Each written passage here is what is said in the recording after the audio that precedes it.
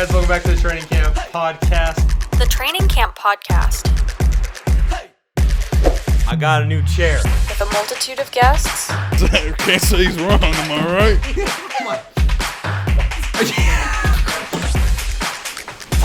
Oh, yeah. Dolphins.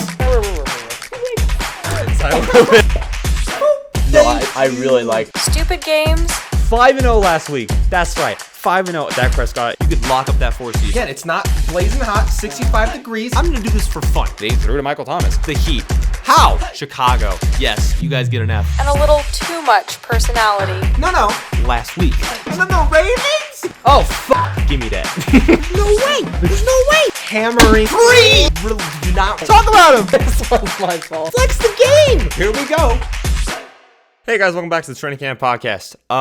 So I'm gonna be completely honest. My time management today has been absolute garbage. I was up super late, and by super late, I mean like 4 a.m. So I slept until 1, and then I was like, I gotta go to the gym. So I went to the gym, and I was like, got the podcast, and I have stuff to do tonight as well. So I'd be lying if I said I'm literally not still. I just changed my shirt. That's all I did. I still have the shorts and leggings on.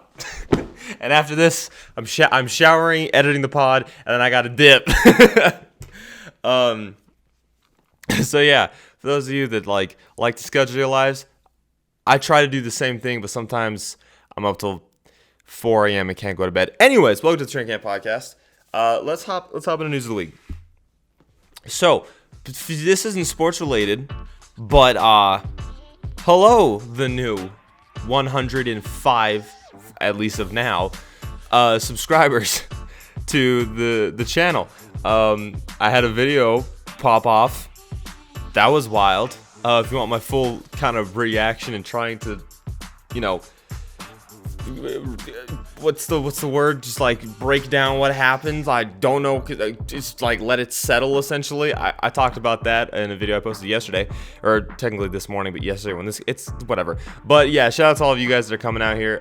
Hope you guys enjoy the podcast. Most of you are the Madden community, so the next couple months are probably not going to be your stuff because it's going to be NBA related for at least until the finals end. But don't worry, we'll get back into the NFL once the season starts. I just realized I'm wearing the football by the numbers hat. Make sure you guys check him out. Parker always says come up with the nice stuff. This is literally my favorite hat too. Anyway, so yeah, channel popped off. Thank you. Next, in news of the week, we got Carl Nassib came out as the first openly gay current NFL player. At least like we said, openly. I think it's awesome. I think especially do it during Pride Month. Shout out to him. I mean, of course, everyone thinks about Hard Knocks and him trying to teach everyone how to, handle themselves financially when it comes to, being smart with your money in the NFL. It's really, really like, you're like, oh, cool. I'm glad that there's like this kind of lesson plan. All right, this is how we're going to handle our money so that we can have retirement. That's really, really cool.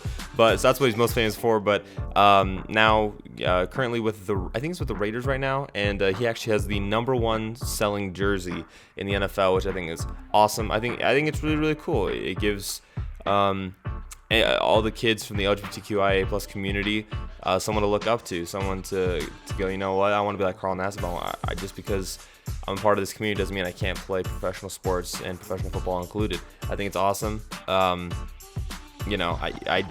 think it's also pretty great that he's been in the league for this long, because it shows it doesn't, because I'm sure his teammates know. I'm sure he didn't hide it from his teammates. But it's not his teammates' place to tell the world, it's his. And so now that he felt comfortable doing it, I'm really happy about that. It shows that, you know what, as long as you can play ball, it doesn't matter who you are. It doesn't matter, what defines you. You can play football, you can play whatever sport, you can do whatever you want. As long as you have the talent to do it, you deserve a fair shot. So shout out to Carl Nassib. I think this is awesome. Next, we're gonna stick with the NFL. Golden Tate went on Sirius XM, like the NFL radio station or whatever, and he said that he's down to 3 teams: the Colts, the Titans, and the Rams. Rams make sense because Stafford. Also don't make sense because he had that beef with Jalen Ramsey, but you never know. But he also probably really likes Stafford. I don't know how the Rams be able to do that though contractually, because they already have like $60 to $80 million on Robert Woods and Cooper Kupp alone, not to count Matt Stafford, Jalen Ramsey, Aaron Donald. Okay. The Colts is pretty interesting to put him alongside T.Y. Michael Pittman, and give Carson Wentz. I had a total just brain fart. Carson Wentz, another weapon, especially like in kind of a make it or break it season to like see if Frank Reich can fix Carson Wentz or not. And then the Titans also make sense because they just got Julio and they have AJ Brown, and I'm sure Golden Tate would love a pretty damn close to easy ring. Best fit probably is like for a wide receiver is probably the Colts, because the other two teams you just have like if you're Golden Tate, you're gonna want to get your production. If you're on the Colts, T.Y. Hilton's injury prone. So you're probably going to be a number one for at least half the season. And I mean, you could argue that him and T.Y. could go back and forth between the number one of the team. If you're on the Rams, you're probably the number 3 or the number 2 fighting for it, because and then same with the Titans. I mean, the Titans are probably number 3 fighting for number 2 and possibly just staying as number 3. So, I mean, every team's got a lot of mouths to feed, but I'm curious to see where he lands. Now let's switch it up to the NBA, where last night the NBA draft happened. And congratulations to the Pistons, who are probably going to take Cade Cunningham. The Rockets have the 2nd overall pick. So, I mean, you probably could have gotten Ben Simmons for James Harden, but now you have the 2nd overall pick, so you can build around that. Cleveland has the 3rd pick. It's such a weird thing because Cleveland started off so good in the season, like they were a huge surprise, and then now they have the 3rd overall pick. Toronto's at 4th, so went from winning the championship in 2019 and being a heavy favorite to win the championship in 2020 to the 4th overall pick, and they'll bounce back though. Orlando, I think at 5 is really interesting because they are like one of the most interesting young teams. I think that head coaching vacancy is one of the most that's one of the most attractive, because you have such a young team, you can build and establish a culture, and you're going to have time. You're not going to get fired within the first 2 years of your contract. I'm sure a GM would give you a minimum 3 to 5 to build a culture and establish, all right, this is my team, this is what we're going to do. And then Oklahoma City got 6. That's kind of interesting, but they also have 1 million picks in this draft. And then Orlando also had 8, which was the Bulls pick. So, I mean, Orlando's pretty freaking stacked. Another team that's stacked is Golden State, who have 2 lottery picks now. They have the 7th pick and the 14th pick. And then the sad team, for me at least, is for the Sacramento Kings, who fell to 9, which really sucks. 2 best positions, though, obviously, are Orlando, who have the 5 and the 8, and then Golden State with the 7 to 14. I think Golden State will probably trade both of those picks. They could bundle those with Wiggins. They could bundle those with, I don't think they'd bundle them with Wiseman, because you'd like to have a young center that is the future of your franchise. And there's not many other big men that you want. And I think Orlando, going back to Orlando, I think that they could definitely move with some of those picks. Like, they can move, I'm trying to think. They're pretty good big man wise. They're actually not that bad guard wise. Cole Anthony just got hurt, and so did Markelle. They have a good wing coming back in Jonathan Isaac. So, I mean, you probably need a power forward. You could probably have Jonathan Isaac for the power forward. So you just need like a small forward and a center. I mean, even though Wendell Carter, I don't know. Orlando's in a really, really interesting spot. I mean, you could go guard. You could trade for like a really, really good guard, like a Bradley Beal or something like that, and then have a really, really deep bench. I don't know. I'm really interested to see what's going to happen. And then lastly, this one's going to be pretty quick. Josh Allen came out and said that he wants a team-friendly contract whenever he signs the contract extension, which I think is awesome. I always think about this. I mean, like, obviously, I'm never going to be in the situation where, is there a fly? Is there a fly in here? God damn it. How? I haven't opened a window. I don't have any windows, actually, I think about it.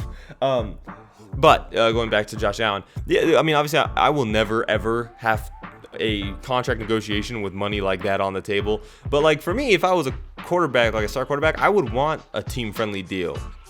I mean, that's also for me, and for me, money isn't everything. Like, and so I always get surprised when like Dak wants $42 million and he doesn't just want to be like, you know what, I'll take like 30, and then we can maybe boost the offensive line and get some better defensive players. So I think it's awesome Josh Allen's doing that, especially because they are gonna have to start paying players now. Especially on like the defensive end, not like the position defensive, but on the defensive side of the football, in the next couple of years, as well as offensive line, they're gonna start paying. And also, if they want to keep coordinators like Brian Dable, if they want to keep their defensive coordinator, they're gonna have to extend them as well. So you gotta save money, and I think this is awesome. Josh Allen's doing that. I mean, the Bills are probably gonna run the AFC East for the next 5 to 10 years. I love Josh Allen too. He's my version of a little bit more athletic Big Ben, even though technically Big Ben ran a faster 40 than Josh Allen, which is pretty weird. But yeah, just watching Josh Allen play reminds me of Big Ben a lot. So good for him. I think he's one of my favorite young up and coming players right now. All right, first story of the day. I hope that this hat is not. It's not the cast of shadow. We're good. Also, things look different. We got a new camera. That's right. That's right. We have another camera now. So now when I have guests on, I don't have to record them with my iPhone. So the Suns went up 2-0 last night. And boy, oh boy, I said that the Lakers-Warriors game for the playing game was like the game of the year. I mean, you could put this up there, but I would probably still put the Lakers-Warriors game because you had the two stars that got to play. And in this game, CP and Kawhi were both out, obviously. So yeah, the Suns were able to win this without CP. And they were also able to win this with D-Book having a bad game. Like, so if you combine those two things, and I will say, obviously, it took a buzzer beater to win, but they were up like, 3 or 4 going into the last 4 minutes of the game. So, I mean, obviously the Clippers are missing their arguably like best defensive player in the league and their top 3 player in the league in Kawhi Leonard. But I mean, without CP and with D-Book having a bad game, now obviously players did step up.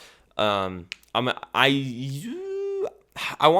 to give like the game ball. If I had to give the game ball to anybody, for me, it's arguably between DeAndre Jordan, because of the game winner, but also for other reasons that I'll get into in a second. But also, I think the game ball deserves to go to. I can't think of his name. Was it Cam Payne or was it Cam Johnson that popped off yesterday? This is embarrassing. Hold up. Give me a second. Hold up. Wait a minute. Let me put some sugar in it. It was. Okay, we're so professional here, guys. Cameron Payne. Yeah, I didn't think it was Cam Johnson. Cameron Payne stepped up, basically filling in for CP3 with 29 points. And so, I mean, when you have someone like that, I mean, it's the next man up It's the next man up mentality. And I mean, when you also have McCall and Jay Crowder, who had a great pass to the buzzer beater, when you have them having great shooting games from the 3-point line, I mean, you're gonna win. But I mean, the fact that the Clippers were able to let this one slip away with D-Book not having a great game. I don't like Patrick Beverley, but he did do a great job defending Devin Booker. I will say that, except for the whole headbutt thing where Patrick Beverley was like, What's the foul call? It's like, dude, you guys, obviously it wasn't a flagrant, but you just freaking headbutted. Look at his nose. He's bleeding. You have blood on your face. Yes, you know what the foul is. So I don't really like Pat Bev, but he did do a really good job guarding D-Book. So now let's get into the Clippers. Like I said, I was going to talk about DeAndre, and this kind of ties into it. So the Clippers are trying to solve right now one piece at a time, and I think the piece that they solved last night was Devin Booker, and we need to heavily pressure him defensively, and by putting Pat Bev on him, and it worked somewhat. I think it was 5 for 18 or something like that from the field, and so yeah, you're technically shutting down Devin Booker a little bit, and so you're eliminating one scorer there. Obviously, Cameron Payne stepped up. The Suns are probably not gonna have Cameron Payne drop 29 again, but CP3 is questionable for Game 3, and Kawhi is doubtful. So there's a good chance you're playing against CP. So now you have to game plan for not only CP, but also DeAndre Ayton. Now, DeAndre Ayton, for me, is the X factor of this series. When DeAndre Ayton got drafted, I was like, this dude is probably going to be arguably the best center in the league for the next 10 to 15 years. For me, DeAndre Ayton is like what the future of the center position should be. He can shoot the 3-ball, and pretty damn well, too, but he doesn't sit out on the arc like Porzingis. He's great defensively, but he's not troubled offensively like Rudy Gobert. He loves the post game, unlike Rudy and unlike Kristaps, and he also loves the mid-range, unlike Rudy and unlike Kristaps. You guys see where I'm going with here? Yes, the Clippers in the first 2 rounds were able to exploit the fact that there were centers in the game that had huge holes in their game. When it came to the Dallas series, Kristaps, even though he's 7'3", only wanted to sit out on the 3-point line. He didn't want to back players down. So the Clippers said, all right, we're going to go small ball. And Kristaps is going to have to beat us from the line, or he's going to have to beat us defensively. And Kristaps is not a great defender, especially in that series. And so then, the Mavs had to put in Boban, and then Boban is a pretty big liability offensively. And so then the Mavericks started to fall apart slowly but surely. And then if you go to the Jazz series, they went, okay, they don't have an offensive scorer in Rudy Gobert. So if we go small, we have more speed. And he's like, Rudy Gobert is athletic for a center, but he's not athletic enough to have a small forward as guarding a small forward at center, which is what they did with Nicholas Batum or Terrence Mann. And so he's not athletic enough to keep up with them. And so they went, all right, cool, we're just going to have speed win this game. And then ball movement, kind of exploited the whole system that Quinn Snyder was running. And they just targeted Rudy Gobert for the last 4 games of the series. But the thing with DeAndre Ayton is you can't do that. DeAndre Ayton's faster than Rudy Gobert and pretty damn good defensively. I'm not going to say he's on par with Rudy, but his speed definitely helps him out. He's got the three-point game like Kristaps Porzingis, but he's not afraid to back you down. He's not afraid to go to the basket, which I think is one of the most important things when it comes to the center position. Honestly, if DeAndre Ayton gets playmaking down, then he literally will have an MVP case for the next 10 years. But, he's a guy who's probably going to average 23 and 15 to 16 for the rest of his career. I just think the biggest thing that the Clippers were exploiting in the first 2 rounds of the playoffs was the center position. If you look at, they couldn't exploit Luka because Luka is just that guy. So they went after the second that guy. Even Tim Hardaway had a pretty damn good series. And then in the second round, they couldn't really go after Donovan because Donovan just, besides of course it was the one game I went to in person was his kind of off game. He dropped 20 off game.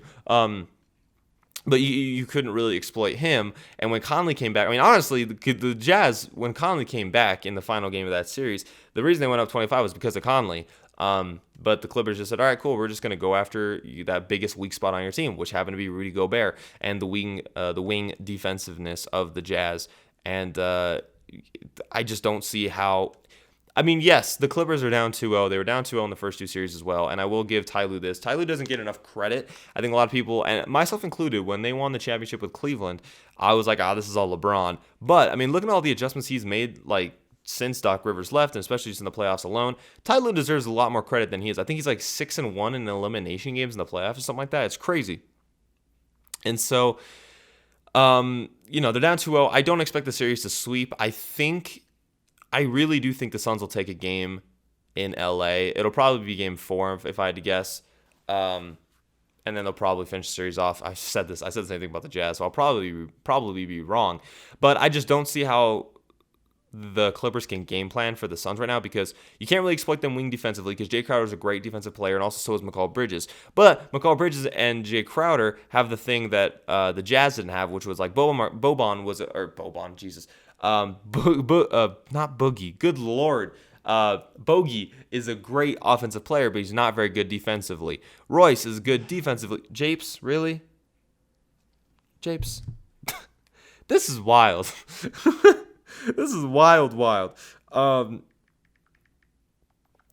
If you guys are new here, just know that the 2 constants of the podcast is JP interrupting the podcast and the slide switch being in frame. But so Jay Crowder, Boban is good offensively but bad defensively, and Royce O'Neal was good defensively and bad offensively. Now with Mikal Bridges and Jay Crowder, this entire series they've been good offensively and great defensively. That's the biggest thing. I really like the Suns. I really do like the Suns a lot, and I would not be surprised if they swept, but I don't think they will because I don't think it's really hard to sweep, especially with there only being one team remaining in LA. It's an attraction. Everyone's going to want to go to a game. Also, with D-Book balling out and Paul George. I didn't talk about it. Obviously missed 2 free throws. I'm not going to talk about it too much because it happens. He's an 85% career free throw shooter. I'm not going to call it a choke job because he's been literally carrying the Clippers ever since Kawhi went down. So it just happens. It happens. If that was Giannis, we'd all kind of expect it to happen, but people wouldn't shit on him, even though he's 2-time MVP. So I'm going to give Paul George a little bit of a break there. Yes, he should have made those. He should have put the game out of reach, but it happens. He has been doing his part since Kawhi left, which is keeping them in the series. It was a 1-point game. No one can ask more than that. All right, we got one more leg left, and then we're done for this week. Hey guys, welcome back to the Training Camp Podcast. If you guys missed in the first leg, we talked news of the week as well as the Suns being up 2-0. Hello? Oh, thanks, Austin. My buddy Austin just texted my group chat thanking me on 16K. So Yes, we talked about that stuff. Anyways, so the final segment we're going to talk about. Okay, so a lot of people have been, not a lot of people, there have been people on Twitter that have been like complaining about how it's the Suns, the Bucks, the Hawks, and the Clippers. And how it's none of the super teams, and we're not getting Braun, we're not getting Steph, we're not getting the MVP in Jokic, we're not getting any like the bigger names, not getting Dame, stuff like that. And like, when Braun went to LA and when New York, the Knicks are like started to do well, I even said it, I think I said it on the podcast, I was like, this is good for the NBA, because when the bigger markets are good, that's when the NBA and just all leagues in general are good. I mean, once the Bulls start to find their groove and they kind of join, because I think the Lakers are going to be fine for the next 3 or 4 or 5 years. And the Knicks have a bright future. So you have New York, Chicago, and LA covered right there. I mean, and if the Lakers aren't that great, then you have the Clippers, who, it looks like they're going to be here for a while. So you go. You have literally the three biggest cities in the United States, and they're all three good in the league, in my opinion, for the next couple of years, hoping that Chicago can find their groove. And so I do think that's good for the NBA, but I also think it's great for the NBA for there to be parity. Now, what I mean by parity, because I texted JP about this, and he was like, what's parity? And now let me explain it. Parity is essentially just because there are super teams does not mean that those super teams are going to win. I mean, if you look at the NFL, everyone was like, oh, the Bucks are going to win the Super Bowl, and they're probably going to play the Chiefs. And what happened? I would not be surprised if this year the exact same thing happens. If we get another Chiefs Buccaneers Super Bowl, just because those teams are so highly built and they're basically super teams. So when Harden went to the Nets, I was like, I mean, yeah, it's cool, but like that does kind of make it unfair. Now, I will say I've been one of the biggest non-believers in the Nets, which I think it's not fair to judge them based on what I was saying, because I was judging them as a healthy team, and then obviously things faded out. And so when that happened, I was like, okay, cool. And then like when AD went to Braun, I was like, okay, cool. And like even so, I'm a Warriors fan, which means I'll probably go into hiding again next year, because they're probably going to be back, because I only root for them when they're bad. When we signed KD, I was pretty fucking pissed, because I was like, God damn it. Like I was happy we landed Kevin Durant, but I was like, this is going to be a super team. We're going to get a bunch of asshole fans who don't even care about like the Warriors in general, and it's just going to be a loss, yada, yada, yada. And that did kind of happen. I mean, the Warriors, yes, it's kind of cool that my team won so many championships in such a short period of time, but it's also like, okay, cool, we're expecting this to happen, and it leaves no question marks. And so now when we have 4 question marks left in the NBA for the playoffs, I think it's awesome. Trae Young, never been to the NBA playoffs before, and now he might even have a chance to win a ring. Giannis, never been to the finals. He's been a 2-time MVP. He has never won a championship. Paul George, never won a championship. Kawhi technically has, but Paul George hasn't even. He's gotten close when he was back in the Eastern Conference with the Pacers, but he's never gotten close since then. And then if you look at the Suns, CP, one of the best point guards of all time, and one of the best players of all time, never had a chance to win a ring. He's been in the Western Conference Finals before, and you have Devin Booker, who also has never been in the playoffs before, and now look what's happening. DeAndre Ayton, obviously. So there's so many players who have never even sniffed a ring. I mean, the only big name that sniffed a ring is Kawhi, and he won it. And he's damn. Okay, well, Easton also cameoing onto the podcast. I'm popular today. This is crazy. I never get notifications. That's what happens when you get 16,000 views on a video. What can you say? Popular life comes. Okay, that was lame. But I think the fact that it's not just, the LeBron. Now, I will say, LeBron, like the Laker-Nets series would have been interesting, because you're seeing LeBron and AD, if hopefully both healthy, against KD, Kyrie, Harden, hopefully all healthy. That would have been interesting. But you know what wouldn't have been interesting? The freaking series, like in those games, where the bench units come in, because that would have been boring as shit. The nice thing about the teams that are currently still in are they are all pretty damn deep. The Bucks have a pretty damn good defensively headed bench. The Hawks not too great of a bench, but they got some depth. And the Clippers and the Suns both ran a 9-man rotation last night, and probably could each run 10-man rotations because of how good their team is. And they're both missing 2 of their best players in Kawhi and CP3. So like when the bench units come in, it's fun to watch. I think that was one of the cool things about the Jazz was you had Jordan Clarkson and Joe Ingles leading the bench unit, so it kept the game kind of interesting, and it kept the game entertaining as well. if we were to watch like a Lakers Nets finals, yeah, it'd be cool to see Bron and KD and AD and Harden and Kyrie go at it. But also, it would be really boring to watch those benches go at each other. You're telling me you really want to? What? Where are these flies coming from? You really want to watch Montrezl Harrell and Alex Caruso, dug it out against DeAndre Jordan? Like, you want to watch that for 5 to 10 minutes? No, you don't want to watch it. The only reason you want the Lakers and the Nets in the finals is because of LeBron, which is fair. But like some of the most recent finals in memory, like when the LeBron last went to the finals with the Cavs, that team was garbage, and they lost in 5 because it was garbage team, and those finals were not fun to watch, even as a Warriors fan. Like, it was like, okay, yeah, this makes sense. The only finals that was pretty fun to watch had a garbage team in it was when LeBron came back down 3-1, because you're like, holy crap, they might pull this off.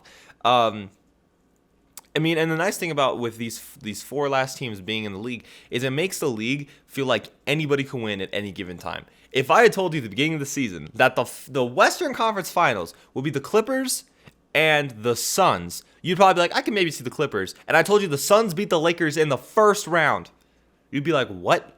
Yeah, you would not believe it. And then if I told you it was the Bucks and the Hawks who fired their head coach like weeks into the season, you wouldn't have believed me. And especially if I would have told you that the Sixers with an MVP candidate in Joel Embiid, as well as the Nets who now have Kyrie, KD, and Harden, yeah, it's the Hawks and the Bucks. You wouldn't have believed it. So this makes it really interesting for other teams who are like, maybe we do have a chance. Those teams I was talking about that were in the lottery now, they might be like, damn, maybe we actually have a chance. We're just one lottery pick away, or maybe we trade this pick away for a star player. That's all we are away. I think one of the teams that comes to mind for this is like the Grizzlies. The Grizzlies are probably in a situation where it's like, we're just one player away. We were the 8th seed this year, and we're probably just a good scoring small forward, or maybe just another shooting guard away that we can match with Ja.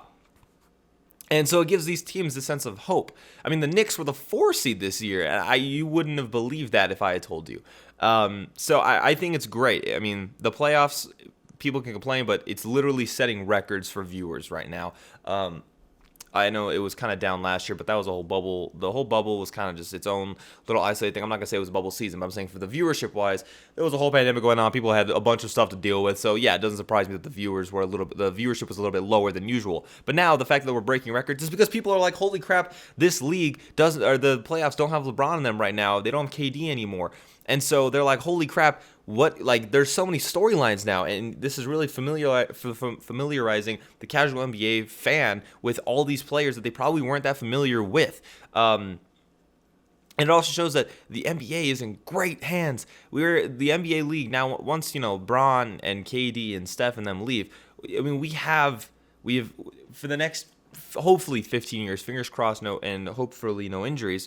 We have Trey, we have Luka, we have Jason Tatum and Jaylen Brown, we have Nikola Jokic, we have DeAndre Ayton, Devin Booker, Donovan Mitchell, John Morant, Zion, who hasn't even made it to the playoffs yet.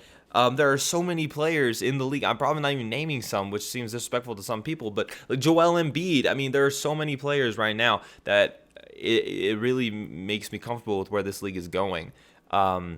So I think it's okay that we're not gonna have a Nets Clippers or a Nets Lakers finals. I think that's fine. It would have been fun to watch that, but I think it'll be just as fun because now these are also not very big fan bases. For me personally, I'm probably rooting for the Suns just because I really, really like their team and I really want CP to win a championship. But like the Bucks and the Hawks do not have great, huge fan bases. And the Clippers, we know, don't have a huge fan base. And the Suns don't have a good fan base because they've been so bad for the past 5 years. So now, the people that are watching the finals are just going to get to watch this as basketball fans. There's not going to be the LeBron haters that are literally just going to shit on every single game because they hate LeBron James and because they just want to nitpick everything he does. There's not going to be the Kawhi haters, the Paul George haters. There might be, but you're not going to get, we might get the Giannis haters, whatever. You're not going to get the Ben Simmons haters. You're not going to get the KD haters. You're not going to get the Harden and the Kyrie haters. You're going to get people who are like, holy crap, I'm not a fan of either of these teams. I just want to watch a really good series. And I hope that I would love it if the finals were Bucks versus Suns. I think that could go 7 just because of how well they would match up both offensively and defensively. Just both teams have size, both teams have wing defenders, both teams have good shooters as well. I think that'd be a really interesting series. I also think the Hawks. I mean, you could mix and match all of these. Clippers Bucks would be really, really interesting because I'm sure. I mean, unless Kawhi's injury is worse than we think it is, Kawhi against Giannis would be really, really great. And then you have Drew Holiday trying to lock down Paul George. That would be a really fun series to watch. Or Clippers Hawks. You have the young and upcoming Hawks who probably shouldn't have even been in this situation. Or if you swap out the Clippers with the Suns, you have two really, really young teams. Probably, and it can maybe be like, okay, maybe this is the future of the league. I just think it's really, really interesting. I'm really happy that this is where the NBA is going. It makes me excited as a fan of the NBA, and it leaves a giant question mark for the future. It doesn't make me go, yeah, the Lakers are probably going to win it next year. Yeah, the Nets are probably going to win it next year. It's really, really nice to see that. Well, I talked for way too damn long. My coffee's probably cold by now. Let's see. It's not. It's really fucking hot, actually. Holy shit. Wow. Thank you. Oh, wow. Thank you guys for joining me on the podcast. If you guys are new here, if you guys made it this far, shout out to you guys because I think the average watch time on the podcast is like 3 minutes, 20 seconds or something like that. So you kind of get into this the week and you're like, I'm out. So if you guys made it this far, I appreciate that. Appreciate the love for all the new subs. I appreciate all the new viewers too. This is crazy. Yeah. I love making content. It's so much fun. So tune into the podcast every single Thursday at 12:30, and I'll see you guys next episode.